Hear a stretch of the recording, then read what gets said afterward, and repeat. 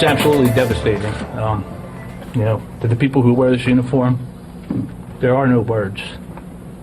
These men are heroes. I don't know what else to say in detail about them. They serve this county.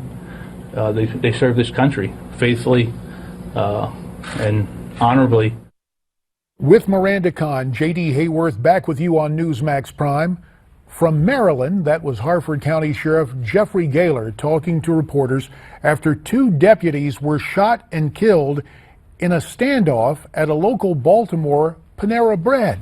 Yeah, the sheriff told reporters he doesn't believe the shooter waited to ambush the deputies, but instead targeted them because of the warrants that were out for his arrest. But these 2 killings in all mark 6 fatal police shootings in the last 7 days nationwide, from Baltimore to Fargo back to Atlanta.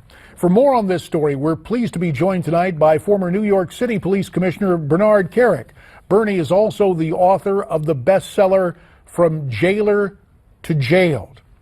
Bernie, we appreciate your time on this distressing and disturbing topic.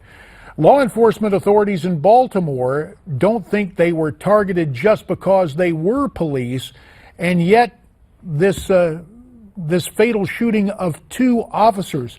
What is your reaction not only to what happened in suburban Baltimore but elsewhere?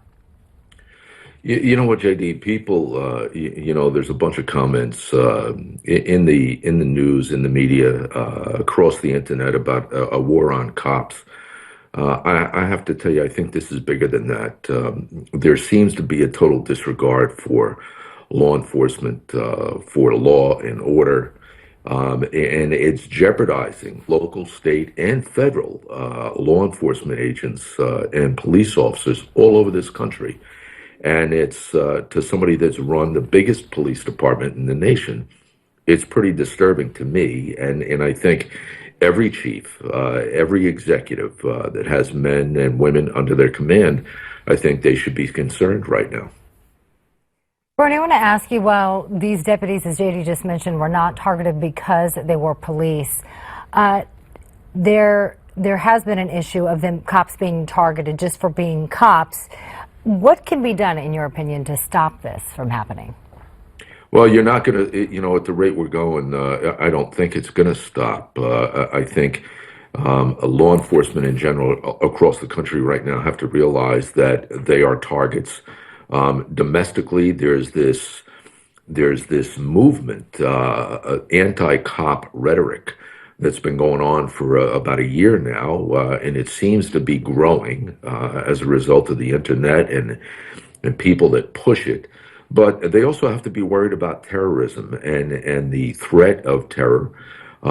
We have ISIS or ISIL or Al Qaeda that have sent messages to all across the internet and social media for them to attack, for their colleagues and cohorts to attack law enforcement and our military. So there is a definite threat out there that cops have to be aware of. They're going to be constant targets, and that's just a realization of the world we live in today. To follow up on that, because we can talk about the war on police, but when you got into law enforcement so many years ago, there was an understanding that anytime you put on your badge and go out to protect the community, you can encounter deadly force. We just had the situation in Fargo, North Dakota, of all places. Another deputy killed during a shooting standoff. Again, the chief there says he believes it was random. But when you see this epidemic of cop killings, even reaching North Dakota, it just reinforces the nature of the danger that law enforcement encounters every day, does it not? It does, JD, and I think that's what a lot of American people just don't get. They don't understand. These men and women put uniforms on, they go out, they risk their life strictly by the mere appearance of that uniform on a daily basis. They don't care what color, what creed, what nationality the people are that they have to respond for, that they have to rescue, that they have to assist. They go out there to do a job, and they do it better than any other country in the world, but it comes at a risk. a very dangerous risk, and we've seen that over the last 6 or 7 days. Are risks greater now than they were when you were an officer? You know what? I think so. I think so. Listen, when I was a cop and I told a kid to get off the corner, or kids that were acting up to go back home or do something, they did it. Now, in today's world, a kid pulls out a gun. You get attacked by a mob of kids. Just the other day, we had 2 cops that were brutally attacked by a bunch of high school kids when they were trying to break up a fight at a high school. That kind of stuff just didn't happen. There was more respect for law and order, but that has dissipated over the years, and that's a problem for our society in general, I think. Bernie, in this situation, I just have to ask, the political component, more than culturally, what we're seeing now, is this still a ripple effect in the wake of Ferguson? 30 seconds.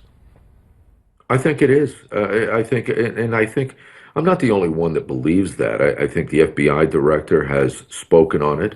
I think other law enforcement executives and chiefs and directors of public safety around the country, I think they would agree. There's this constant anti-police rhetoric that does not seem to tone down, and I think it's having an impact on some of these attacks on cops.